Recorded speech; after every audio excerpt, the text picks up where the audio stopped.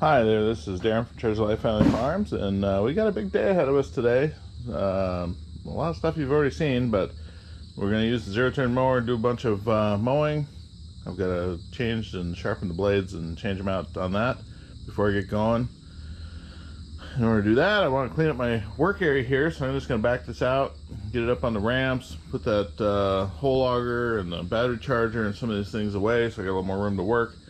We're going to change the blades out on this. Then we'll go get the BCS running in the garden. We got a kid that can hopefully drive that around today after a while. And we'll go from there. But this is where we're going to start. Got to change, like I say, the blades on this. So we'll get to that.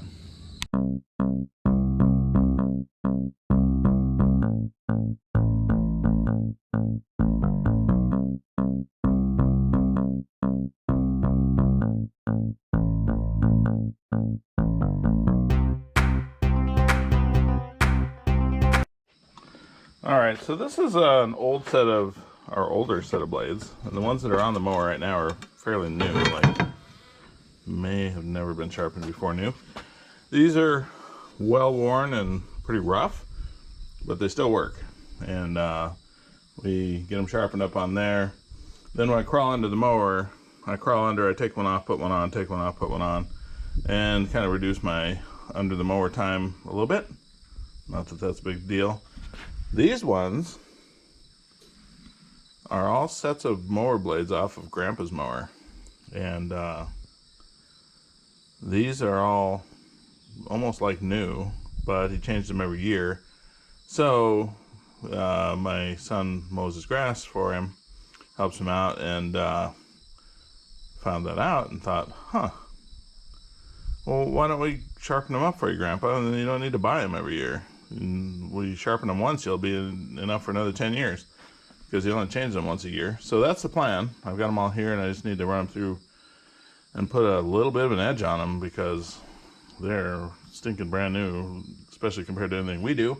But for now, I'm going to brush these off, sharpen these up, then we'll go put them on the mower and get the mower ready to go for the day. Alright, mower blades have changed, so now it's time to put the poultry processing equipment back in the barn. We've got it all on a pallet, giant, about an 8-foot pallet. Those hoses will get wrapped up and put in the plucker. Then the whole thing just lifts up with the forks on the tractor and drive it over there and set it inside. So that's how that works. Quick update on the cone killing stand we built a while back. We used this last weekend.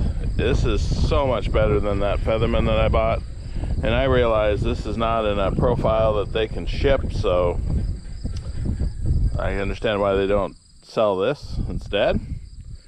I could easily make that for an 8-cone stand, or do whatever, but anyways, I absolutely hate the one that we have from them. It's for sale if anybody wants one.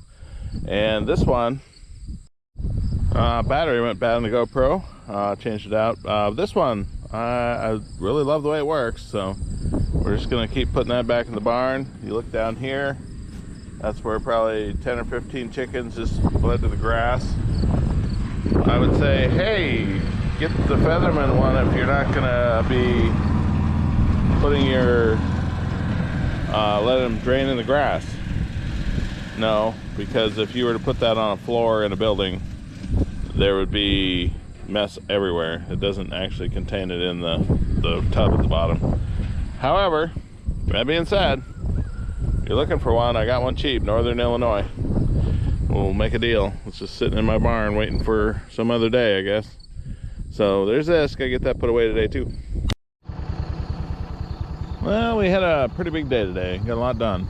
Got probably 6 or 7 acres mowed with zero turn. Left some check strips in the middle for the bees. Saw a lot of bees today when I was mowing, so that's good. They're still out doing their thing. We got the garden pretty well tilled and flattened down. I'll go show you that, and then we'll end the video. Alright, so this is our little garden project. And it's not all perfect yet, but it had some deep valleys and things going on when we started, and you can till this now. It's going to rain Sunday, so we got Saturday, tomorrow, to mess around more. Probably we will. This is a BCS 853. The pretty part of it normally goes here. It's just a plastic cover, but I find when I put the pegs into the rubber holes and put it in place, then it jacks with the cables just enough that things don't work normal. Clutch doesn't work quite normal, something like that. We've been doing this all with, I guess, oh, a power harrow. I don't know why that's stuck forever. Sorry guys. So anyways, power harrow. And so that's this is just a walk behind. They call it a garden tractor. It's got I believe a 13 horse Honda on it.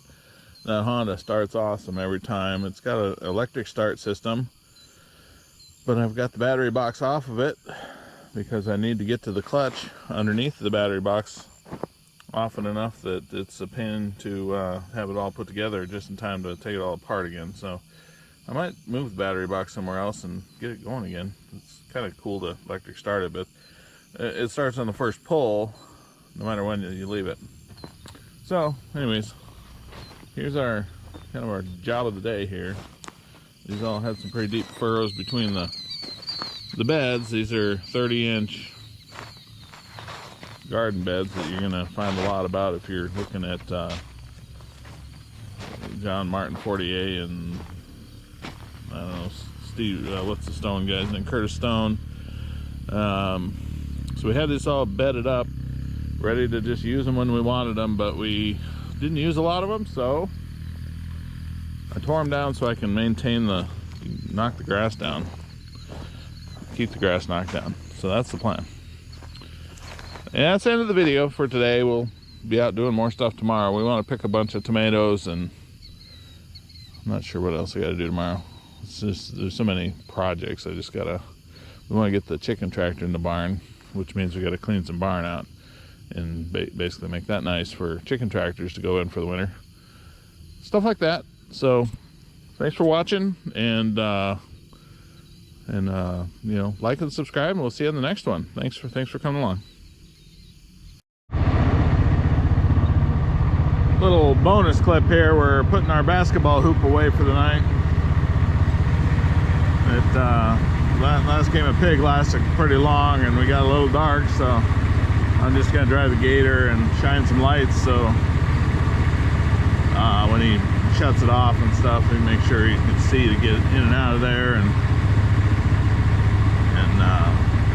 give him a ride back to the house. Not that far, but you know, father-son thing.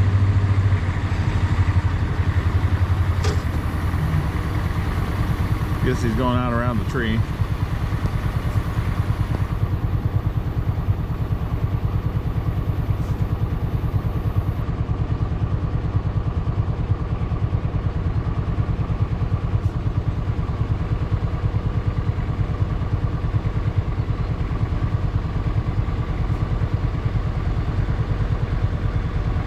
Basketball hoop works pretty good on the tractor.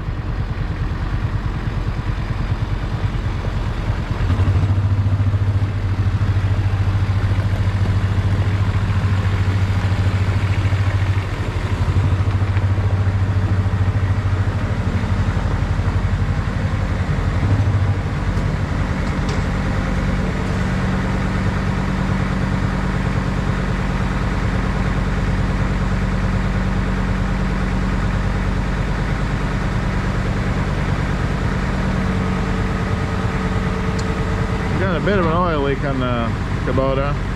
If we leave the hydraulics up in the air, it'll keep pressure on the hydraulics and leak more oil than if you set it down. So I've got them trained to set it down when they're done.